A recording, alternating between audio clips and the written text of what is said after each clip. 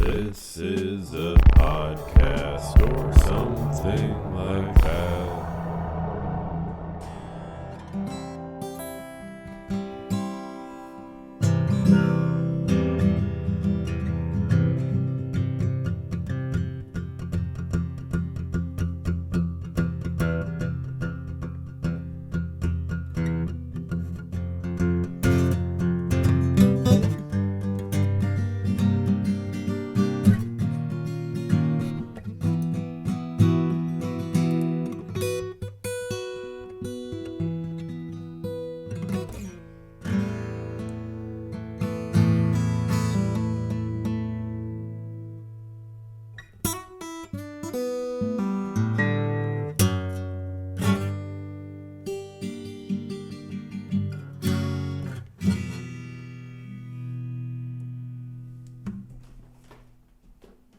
All right, that was a little guitar jam. Welcome to the 21st episode of the Verbal Journal podcast.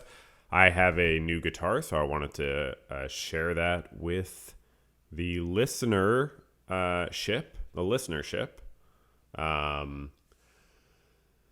That song was called Sometimes in the Morning the Sun is a Little Too Bright, and I think I should maybe install blinds on my windows, but I don't really know how to do that, and it would be nice to get help with that, but it's really not a huge priority, and all in all, I have a sort of DIY thing that works for me, and that's fairly good enough given the circumstances.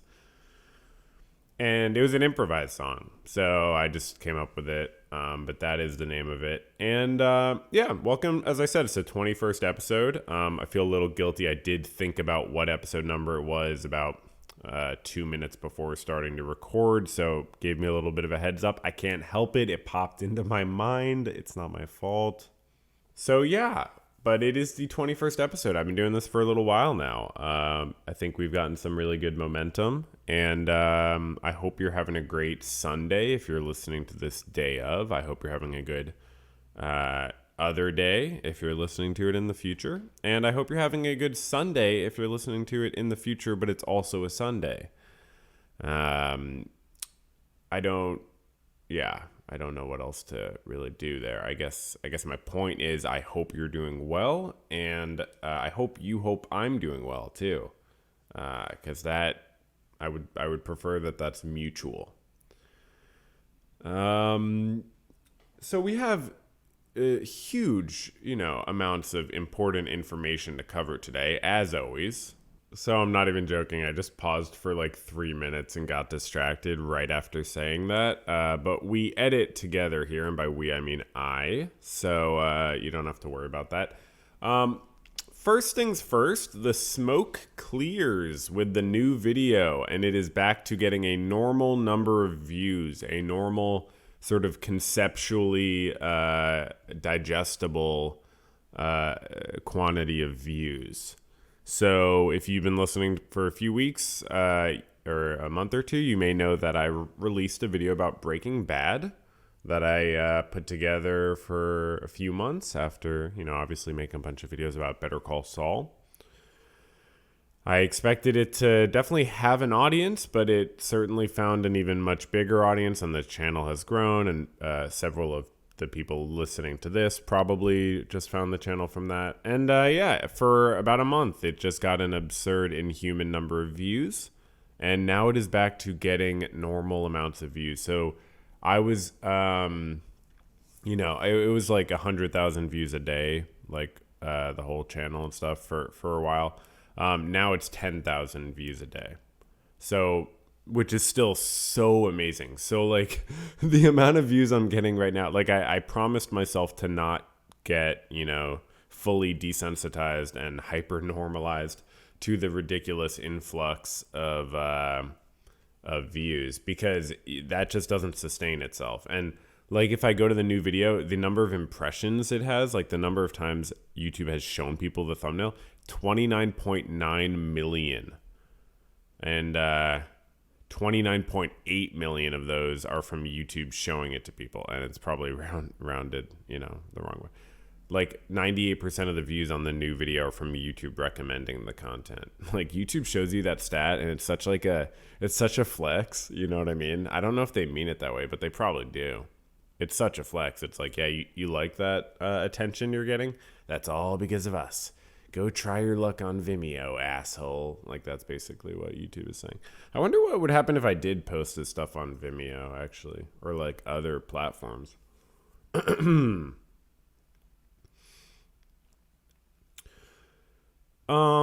Okay, well, anyways, yeah, that's the first thing I wanted to talk about. It's really not at all disappointing to have the views go down to a normal level. It had to happen, and this was this was way longer of a sort of rush of views than you normally get, or than I normally get. Normally, you'll hit the algorithm for like a few days or something, maybe a week. You know, every video has its sort of like prescribed course that YouTube figures out for. It's not predetermined, but it's like it's unique to each video based on the context of it being released and how everyone specifically reacts to it. It's, you know, a changing sort of algorithm that changes how it thinks about your video based on how it continues to do, obviously. So yeah, it's just been really amazing, and to now be able to look at my YouTube analytics and not feel like I'm, you know, overwhelmed is kind of a nice thing. So new segment on the pod is we read 2 comments every week. One is the misunderstanding comment of the week, the comment that most misunderstands something. And then I just read a positive comment to, you know, leave a good taste in our mouths or our ears, depending on how you're listening in sec.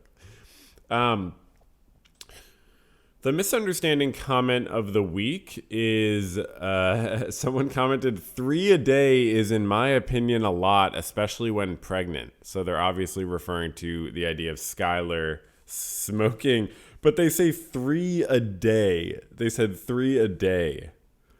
Skylar admits to smoking 3.5 cigarettes. So I don't know why they said 3 and not 3.5, right? It was 3.5, unless I'm mistaken. But I love this comment because it just randomly makes something up. Like there are always multiple comments I could choose from for this segment, but 3 a day, like they just make up the idea that Skylar smoked 3 cigarettes in one day. I mean, I'm almost positive that the Skylar smoking arc takes place over multiple episodes. I don't remember exactly how many days it is. I didn't look it up. But even if it was literally in one day, she clearly implies she's done smoking cigarettes. I feel like that's the clear implication from the way she takes ownership for it when she talks to Walter. So it's just so funny to me. And it wasn't in the same fucking day. There's no way that the one where she's smoking in her car, and then what was the other? Do we literally see her smoke the other time, or I don't know, whatever. I'm not even going to look it up. You can tell me if you want it. Write into verbaljournalpodcast@gmail.com if I'm wrong or if I'm right about this. But yeah, there's no way that she smokes all 3 in one day. And even if she does, that would be a ridiculous thing to say when she implies that she's done. It would be so funny to be like, oh yeah, she smoked 3 a day. But there's no fucking way she smoked all 3 in the same day. And it was 3.5. Okay. And also, my point was never that 3.5 cigarettes is not a lot while you're pregnant. Of course, 1 cigarette is a lot while you're pregnant. Yes.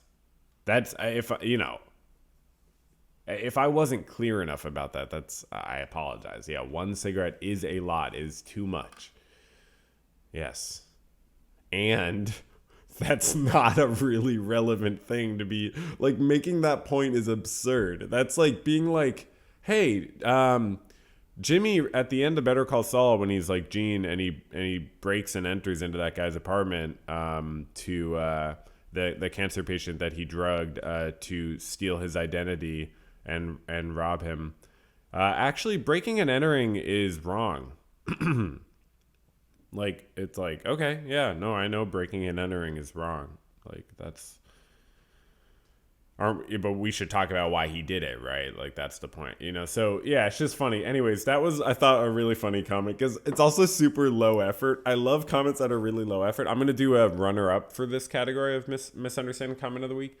Someone commented, should I get the exact wording right? Oh, no, I remember. They just said, the outro was too long, and they spelled two with one O. So it is very likely a child or, you know, I don't know. But they said the outro was too long on my new video that's 2 hours and 48 minutes. And like that's got to be a joke. So I wasn't gonna mention it because it's got to be a joke, and I do actually think it's a joke because in my outro I'm like, oh, I'll try to keep it short. I don't keep it short. It is still a long outro, but the idea of someone watching 2.5 hours of one video and then thinking that the 10-minute outro is too long, like I that has to be a joke, right? Like, what do you mean? Do you have somewhere to be? Like, what are you talking about? Why would what are you literally, what are you talking about? Okay, anyways. Good comment of the week. Someone said, you may be a shrink, in all caps, but I hope your channel grows, in all caps.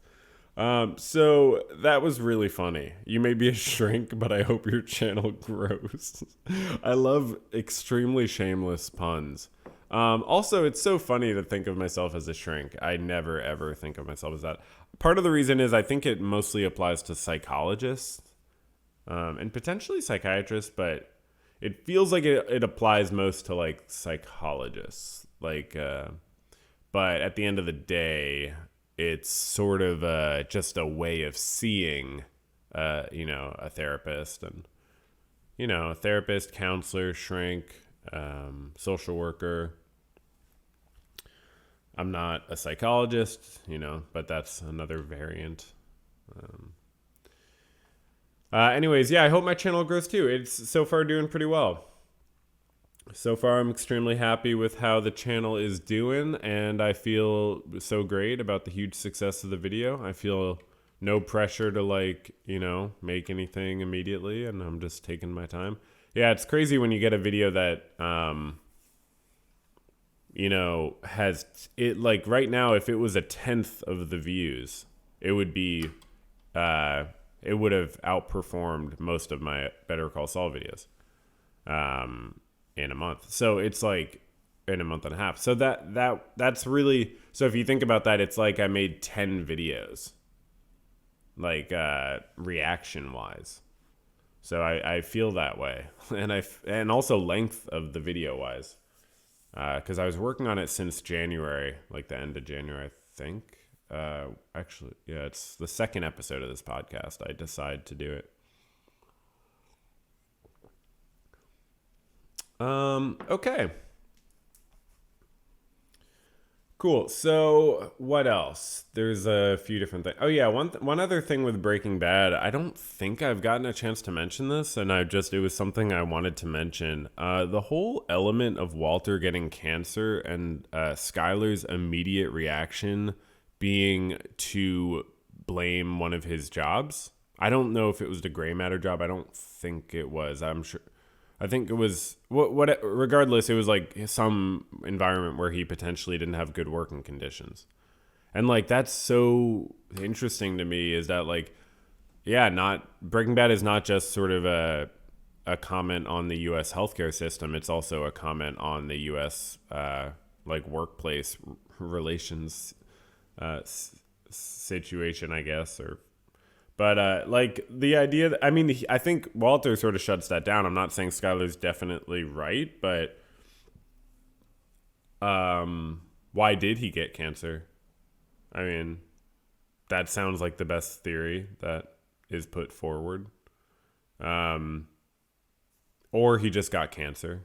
I don't know. People just get cancer sometimes, right? I mean, these bodies are not always built to last, It's, but yeah, they take a lot of maintenance, and sometimes they just get cancer. Regardless, is sort of the impression I've gotten.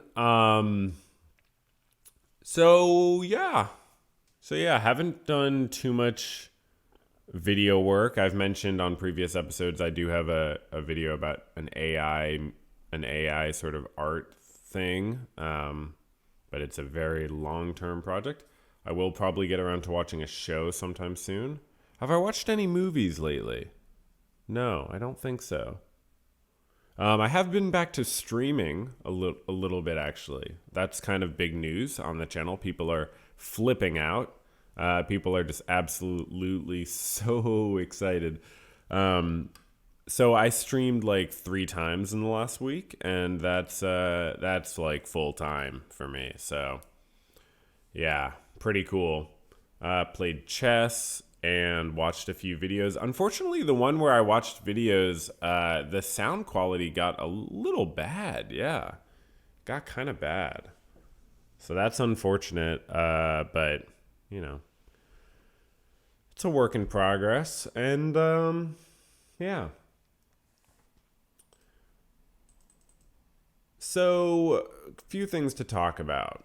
Obviously, we have a few more segments. First up is the email segment. So, checking the verbal journal, verbal journal, the verbal journal email. So, it's verbaljournalpodcast@gmail.com, and you can write in if you'd like. Oh my gosh, we have an email from Simply Snaps. I was going to say we have 2 emails, but the first one was security alert from Google. A new sign-in on Windows. Yeah, that's me. Simply Snaps' email is titled Free Content. Thank you. Wow. Thank you so much, Snaps. Hey, Mr. Therapy. Longtime caller, first-time fan. Fuck. I'm writing to you the day before you record the podcast because I forgot to do it earlier. Yeah, 16 hours ago. Everybody should write their mail to verbaljournalpodcast@gmail.com to get your questions answered. Wow, that's part of Simply Snaps' email. Thank you so much. Random question I had today. What is your least favorite theory, opinion, or general consensus in the Better Call Saul community? Something people say a lot, or even something you've only heard once. Is there anything that makes you groan? Interesting. Okay, let's see. So my least favorite theory, opinion, or general consensus in Better Call Saul. In the communities. What would it be? I'm trying to think of stuff like I get comments all the time, just like really basic stuff of people like it's boring. I mean, I don't know that could really qualify because that's just someone saying they don't have the temperament that would sort of gel with the show. Because I just, people say, oh, Better Call Saul was completely fucking boring shit until season 5 or some shit. And I'm like, yeah, okay. I mean, the opening shot of like the TV getting wheeled into the courtroom of the, after the Gene, I guess, opening segment. Like in the pilot, like, I was hooked at that point, but fair enough.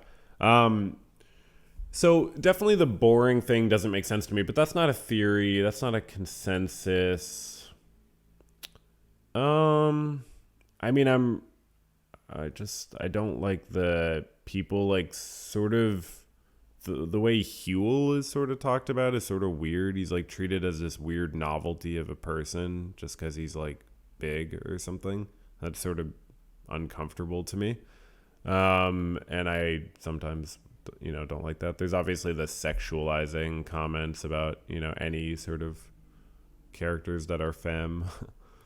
That's not really a theory or consensus. I mean, what about well, I would say anyone saying that Jimmy like should have taken 7 years instead of like incriminating himself and getting the longer sentence, that feels like a misunderstanding of the show. That feels like you're definitely over-identifying with Jimmy in a way that even he's not identifying with himself. And, like, you can obviously do that. Like, any interpretation of the show is valid, I guess, to different degrees.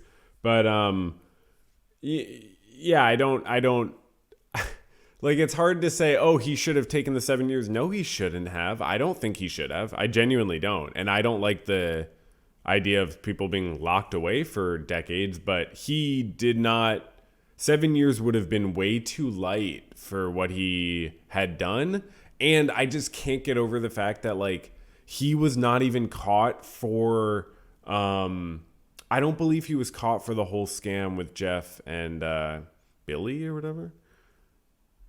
I don't believe he was caught for that. And that bothers me so much that I don't know that he was ever caught or held accountable. I think when Jeff is arrested, I don't think they know. And the cops see,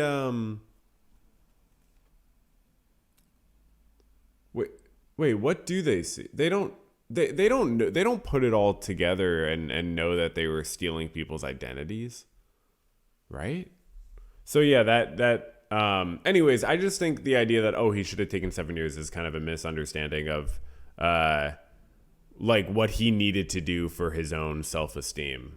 To feel at all okay with himself, he had to, like, overshoot the mark in that way, and take this sort of dramatic form of accountability. Is that true? Yeah, it's true. Yeah, he was nowhere near accountability. He, like, wavered in this dramatic way because he just didn't know how to really hit the mark. I don't know. But also, I get these comments nowadays because I talk about Kim stealing and stuff. I get a few comments that's like, oh, Kim didn't want to steal. She just stole to get her mom's attention. And I'm like, well, then what do you think wanting something means? Like, I don't really understand. Like, okay, if there's some other sort of catalyst for someone to want something, fair enough. But I think she still wanted stealing. I think I was just saying that Kim has the same sort of thing in her to, want to steal and get one over on people. And yeah, they should do a spinoff about, like, the Kettlemans or something. Okay. Anyways, yeah. So those are some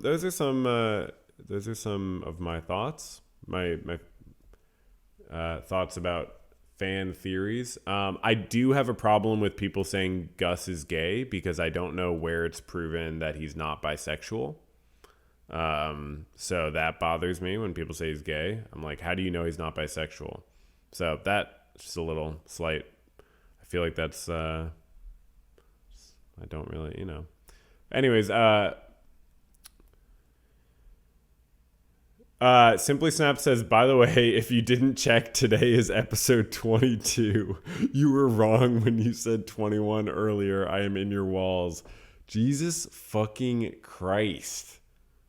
Now that is only very confirming because I know she's just fucking with me. So now I'm 100% sure that it was definitely 21. Yeah. Because anything Simply Snap says, you can assume, is just an elaborate ruse. No, thank you so much for writing in. I hope the move has gone well, and thanks for the content. Yeah, so a few more things to cover. Oh yeah, so wow, yeah, we do have a few more segments actually. There's the screen time segment where I look at my weekly report of screen time use. You used your phone 22 minutes more than last week's daily average. Whoa. Thursday, I used my phone almost for 3 hours. Oh, the chess clock. Right. So I hung out with my friends and we played chess and I used my phone's chess clock. So that's why. Wow, this is the first time the weekly report has been, like, interesting. So yeah, I was hanging out with friends on Thursday night. We played a bunch of chess. I was talking about this a little bit on stream yesterday. Yeah, it was really fun. I was, like, going through this whole... Oh, okay, this will actually cross over into the chess segment. That's another segment. The chess report, chess minute or something. That's another segment, and I didn't have anything to talk about this week because there was no top-level chess that I was following. Yeah, so on Thursday when I was playing with my friends, me and my one friend played, and he's very, very good. Like, I don't know his exact rating, but it's probably like 2,000 or something. He's like, I don't know. He's like way, way better than me. Um, and we actually had a really good game where I basically got him down to what I thought was a drawn end game, but I was one pawn down, and I believe we both had queens on the board, or there were a few different points. So we played the game, and he sort of beat me in a few different ways. He would beat me, and then we'd like go back to a point and where it was decisive, and then we'd play on, and then he'd beat me a different way, and then we'd go back. You know what I mean? And then we started analyzing the game, and we got into this like end game position where, like I said, he was just a pawn up, and he was pushing it, but we both had queens on the board, and he couldn't necessarily push it far enough to get it to be another queen. I was sort of blocking with my king, and it seemed like it was a draw, but it took him. It took a lot of like cleverness, and then we were like, oh, let's flip it around. Let's see if we flip it around. Like, what happens if we play the opposite sides? I think I was just describing it wrong, because as I'm talking about it, I'm like, this doesn't make sense. Yeah, it was actually I had the extra pawn, and he was like perfectly defending. Wait, I'm so fucking confused. I think that's what it was, because then we flipped it around. Yeah, that's what it was. I was up a pawn. Okay, right, because one of the times we reset it after like he beat me, we reset it to a decisive point like shortly before. And I think it was like even it was like it was even material, or like we made it so, oh no, we made it so he made a bad move and I got an extra queen, and then in this whole, but he had like three pawns that were pushing towards my edge, so it was like, okay, can I beat him with this queen versus his three really good pawns, in addition to two other pawns that he had, and I think I had like one or two pawns also. And it was really, and we played it out for a bit, and then I ended up doing a stupid thing and just traded my queen, traded my extra queen for for like two of his pawns or something, or a few things. And then, so anyways, that's how we got into a position where I was a pawn up, because I forgot he gave me this whole big advantage. That's how we got that. So I was a pawn up initially, right? That's actually what was going on. This is fascinating for people listening, I'm sure. I was a pawn up, but this actually is interesting if you think about games or chess. So I was a pawn up, so I had this advantage, but he was holding the draw. That's what was so cool. I had a queen, he had a queen, and he was just checking me with his queen and making sure to never make it so I could block the check in a way with my queen that forces a queen trade. Because if I forced a queen trade in the right position where his king's in the wrong spot, I can go take that extra pawn that he has, and now it's fully a draw. So that's sort of the way that the side with the extra pawn needs to actually prove the advantage and actually demonstrate, no, I can maintain this single pawn advantage. You don't just win because you have an extra pawn. You have to get it across to the other side. You have to, figure out a way to turn it into a queen. So it was super interesting because he was holding the draw. He's way better than me, but it was tough. He was doing it. And then I said, okay, whatever. I think this is a draw. Let's try switching it around and see what happens if you have the side with the pawn up. I shit you not, y'all. 2 or 3 moves in, he won the game. He held it against me for like 50 moves. He held that position against me, that sort of dynamic, for like literally 50 moves, like so many checks, so many different things. He held that position. We flip it around. I can't go 3 moves and he beats me because I just got to like the wrong sort of axis with my queen. Like I got to the wrong sort of dynamic and diagonal and stuff. He joked I was getting further and further away from the action until there was this point where basically I only had like 1 or 2 moves, and then I only had 1 or 2 moves, and none of them were good. And so I got into a position where he was able to force that queen trade, and then get my queen off the board and get his extra pawn across. So it was just very, very interesting to see how the game could be even from one side, but then you switch around who's playing which side, who's playing the side with the slight advantage, and it's absolutely crushing immediately. It's just a fun thing about chess. Yeah. So that was the chess segment, the chess minute. It was a few minutes. Hope that doesn't bother the higher ups here. Okay, next segment is my fantasy baseball update. This is a really fun one this week. I'm down enormously, okay? I'm down enormously. It's sort of rough, but there's a chance that I come back. I basically, so I've mentioned before, if you get points for your players, how they do on that day. You get points based on how they do. So you need the players that are on your team to actually do well in real life. Okay, explaining fantasy sports if you don't understand. Good news is pitchers give you a chance for a lot of points because they, starting pitcher throws for a lot of innings, a lot of points. I have 6 starting pitchers today. I've added a bunch. I have 6 starting pitchers today. Okay? And Kenley Jansen, who is probably going to close in at least one of the doubleheader games that Boston and New York are playing. So that is really unheard of. I've never had 6 pitchers in one day.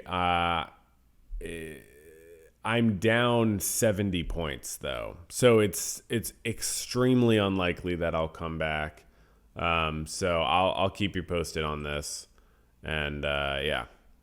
Another interesting thing I wanted to talk about, there's just an interesting baseball news thing that I wanted to talk about from a psychological angle.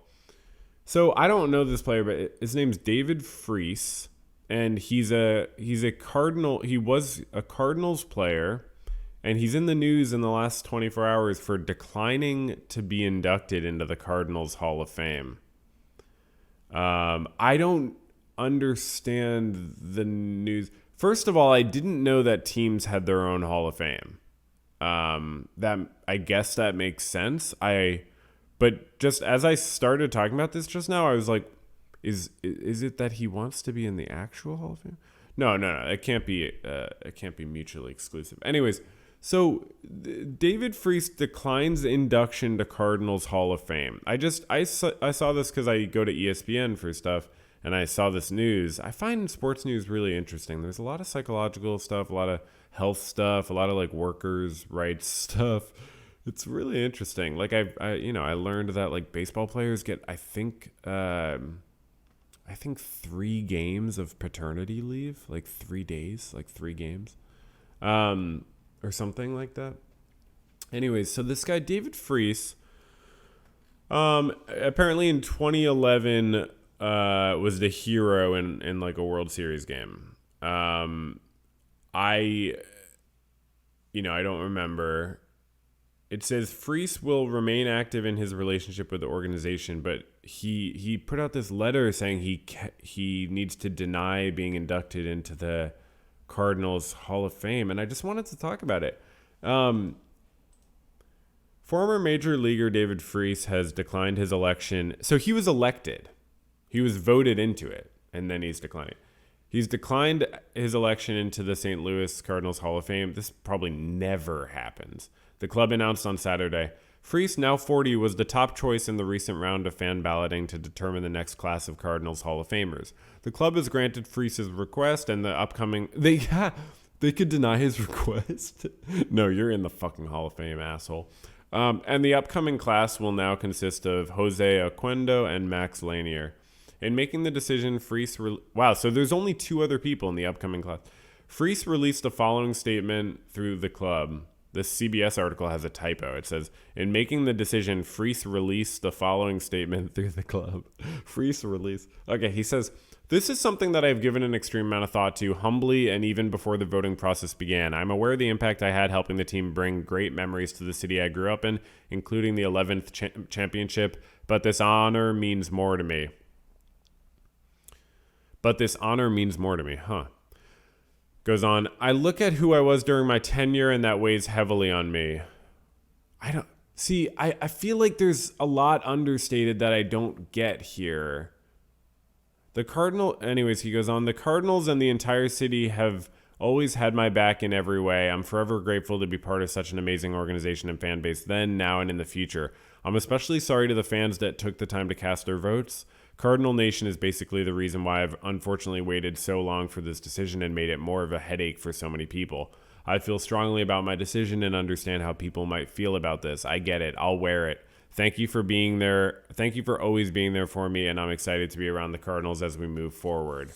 In that same statement, Cardinals owner Bill DeWitt Jr. said, although we are disappointed that David has declined to be inducted into our Hall of Fame, we respect his decision and look forward to celebrating his great Cardinals career in other ways going forward. He is always welcome at Busch Stadium. The statement notes that Freese plans to remain an active member of the team's alumni activities and fan-related events. So I need to look into this for a second. Like, I'm just really confused because he does not say a reason in his letter, and it's said elsewhere that it's the honor of it, that he doesn't want the honor of it. I saw that elsewhere, but what I need to see is, it seems like he's trying to say that. Oh, that's funny. His Wikipedia page has him in a Pirates jersey. Is that significant? Because why does his Wikipedia page have him in a Pirates jersey if he's the St. Louis Cardinals guy? Oh wow, he in this 2011 postseason he batted .545, meaning he got a hit more than half the time he was up to bat, and he was MVP. He got 21. He set the MLB postseason record with 21 RBIs. And he won the Babe Ruth Award. So what? I'm just trying to see if there was some controversy. It sounds like he feels like there was some. The Cardinals acquired Freese before the 2008 season. He made his MLB debut on opening day 2009 due to an injury to starting third baseman Troy Gloss. Despite suffering his own injuries in the minor leagues. Okay. Was there controversy? Because I'm trying to see why he thinks he doesn't deserve being in the Cardinals Hall of Fame. The Wikipedia article is just statistics. He was traded. He got injured. He's okay. He traded. He did this. Wow, baseball players have to move so much. Suffered an injury. 2011 was his breakout season. He just doesn't think he deserved it. Maybe he began the 2010 season as the Cardinals' starting third baseman. However, he suffered a right ankle injury in June. And ended his season after 70 games. And then he was named starter in 2011. And then missed 51 games after being hit by a pitch that fractured his left hand. Then he returned to the starting lineup, did okay. Was helped by Mark McGwire. Mark McGwire was... Oh, was there a steroid thing? Was there a steroid thing? Wait, let's see. Because Mark McGwire, wasn't he caught up in a steroid thing? Let's see. Personal life. Okay. He's a Christian. Okay. That might be a hint. No, I'm just kidding. Oh, it's a mental health thing. Yeah, I knew it. He suffered from depression. He suffered with alcoholism. Wow, wait, so how does this factor in, though, exactly? He was arrested for driving under the influence in 2002. Public intoxication and, wow. And obstructing a police officer in 2007. In 2009, another DUI. Wow. Oh, wow. 0.23% blood alcohol content.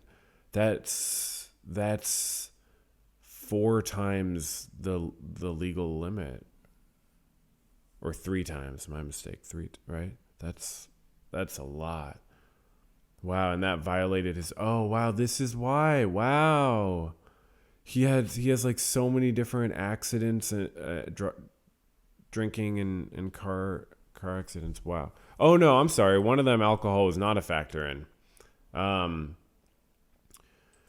in 2013, he signed a 3-year deal to endorse and serve as spokesman for Emo's Pizza, a Midwestern pizza chain headquartered in the St. Louis area. Why is that part of this? I don't understand why that's part of the article. He lives in Texas and has begun learning to play guitar. Who put that here on his Wikipedia page? Oh, it's from stlouistoday.com. Okay, there's an article about that. Okay. Freese credits his relationship and seeing a social worker to helping him get through his depression and alcoholism. Whoa, hell yeah, he's getting through it. Wow. And then it goes right on to say in 2023, Freese was the top vote getter for induction into St. Louis Cardinals Hall of Fame, but on June 17th, he declined the invite because he did not feel deserving. Quote, that's a quote, deserving. I didn't see that in the statement, but I guess he did say the word deserving in his statement, did he?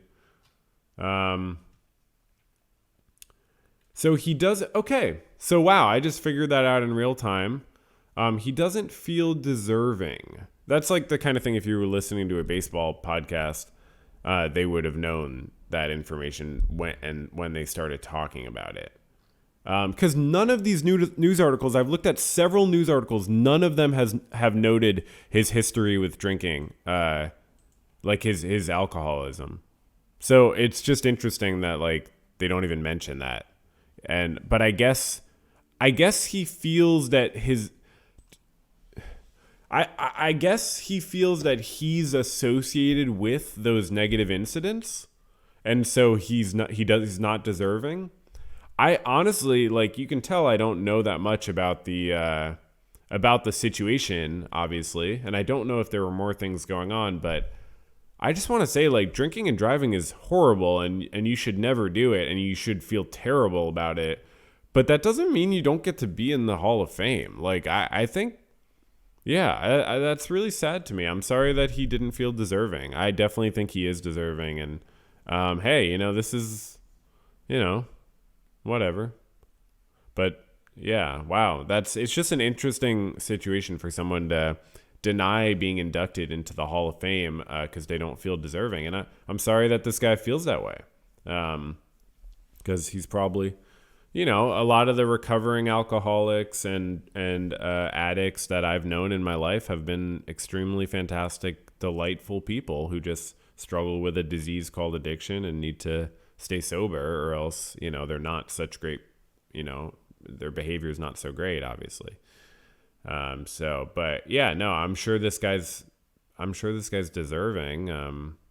He just had a disease, and it's sad that he didn't feel deserving. Honestly, change your mind, David. Change your mind. That would be the most fucking badass thing ever.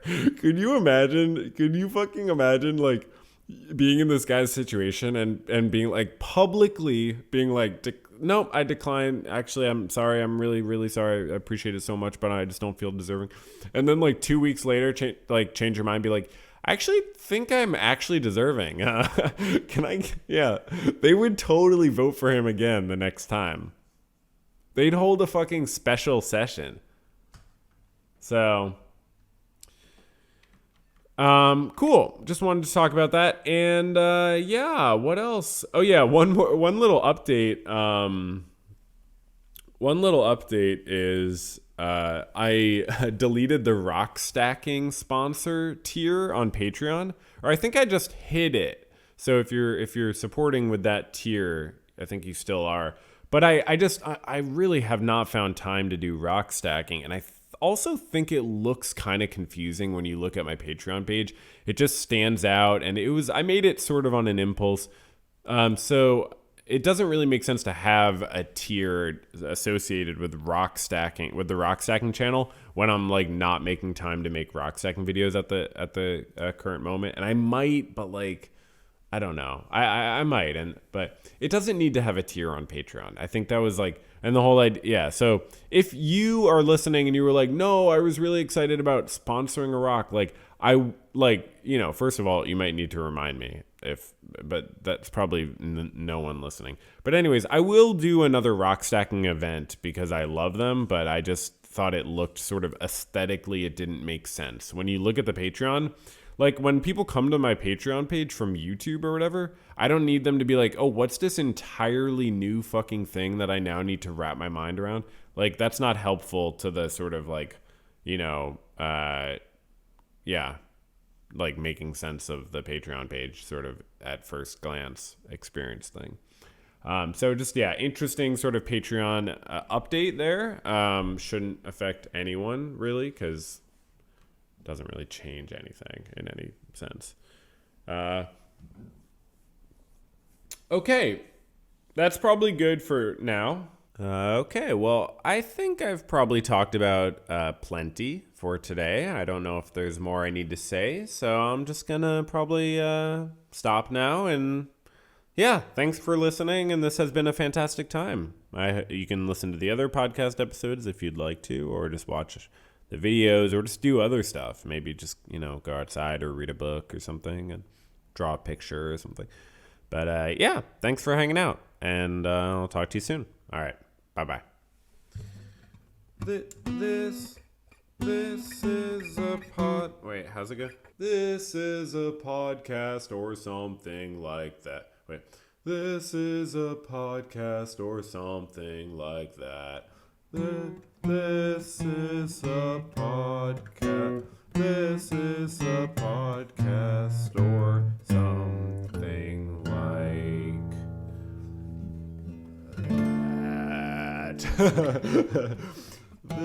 This is a podcast or something like that.